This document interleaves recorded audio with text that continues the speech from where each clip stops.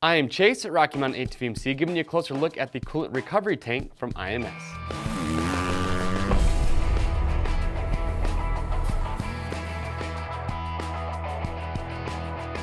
All right, so today we're taking a closer look at this coolant recovery tank coming from IMS. So I'm talking to KTM and Husqvarna owners out there. Great accessory to have. And what these are designed to do, if you're not familiar with them, is they prevent you from losing coolant if your bike is overheating.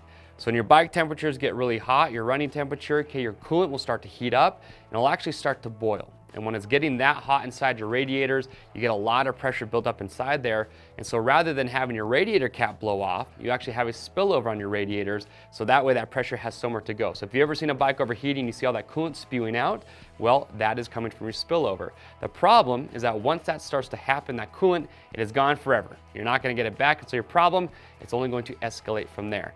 So with these coolant recovery tanks, what's cool is that if your bike were overheating and it starts to spew out coolant, well, rather than it just going to the ground, it will actually go into this recovery tank. And then once it cools down, it will actually recirculate itself and automatically go back into your radiator. So you're not losing that coolant, and it's gonna help prevent your bike from overheating even further. So a really cool accessory to have. You can see here, this tank will actually hold up to 5 fluid ounces. Now the way these install, it's pretty simple, but there are a couple things you do wanna keep in mind. Okay, it's gonna come with instructions, so make sure to read those over. But you're gonna mount these differently depending on the year of the bike that you have. Now for some years, it's actually going to mount inside the frame, which I think is pretty cool because you don't see it.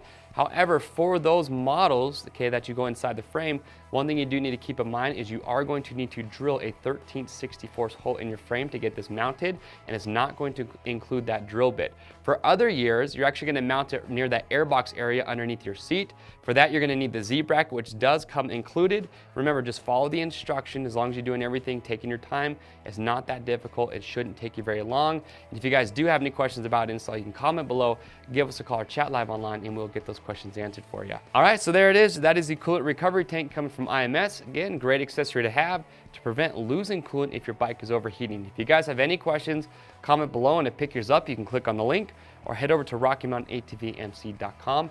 And also another great video to check out that goes along with these is we have a top 5 tips for keeping your engine temps running cooler. So make sure to give that a watch.